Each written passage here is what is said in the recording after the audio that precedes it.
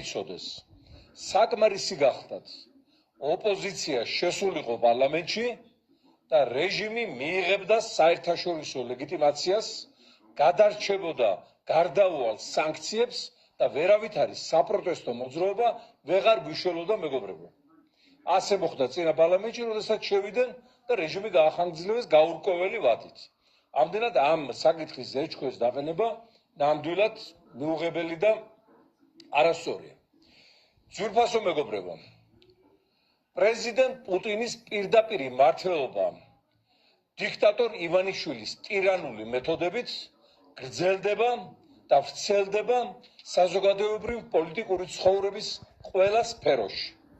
დღეს ოლიგარქმა ამოქექა ადამჟმობის დროინდელი ნორმატიული აქტი და ითხოვს ყველა მოქალაქემ ფაქტიურად შეავსოს დეკლარაცია სიმდიდრის და ქონების, თუ ვინმეს გააჩნია მიწა, ბინა, სახლი და გადაიხადოს გადასახადი.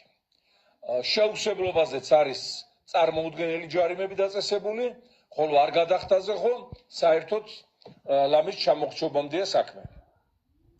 აღნიშნული სისასტიკე ემსახურება მიზანს ჩააცხროს ხალხის საპროტესტო ტალღა და გაუჩნდეს დამატებითი ბერკეტი ადამიანებზე ზემოქმედებისათვის. ერთი, მეორე, შეავსონ მათ მიერ გაქურდულ გაძარცვული ბიუჯეტი და მესამე, გამოათავისუფლონ სივრცეები და მიწები არაბების ჩამოსასახლებლად, მათთვის ქალაქებისა და სოფლების ასაშენებლად, აიძულონ ხალხი მიატოვონ ყველაფერი და წავიდნენ საზღვარგარეთ აი ამ ტირანული საგადასახადო რეჟიმით. მიმართავ რეჟიმის მეთაურს და სისტემას მთლიანად, რომელსაც სასტიკად ეშინია სახალხო რევოლუციის.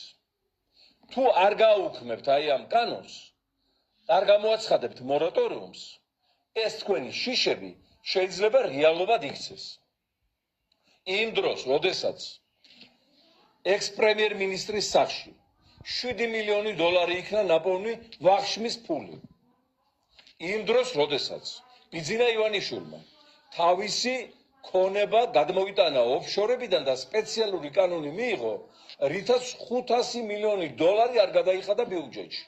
აი ამ დროს ბებიებს და მათგან გაწევებულ ხალხს კიდევ სწხოვენ რთული ინტერნეტ დეკლარაციების შევსებას, შემდგომ წარდგენას, გადასახადის გადახდას, ნაცვლად იმისა, რომ ვისაც მიწის ნაკვეთი აქვს და მამულს ეფერება, განთავისუფლონ საერთოდ ყოველგვარი გადასახადის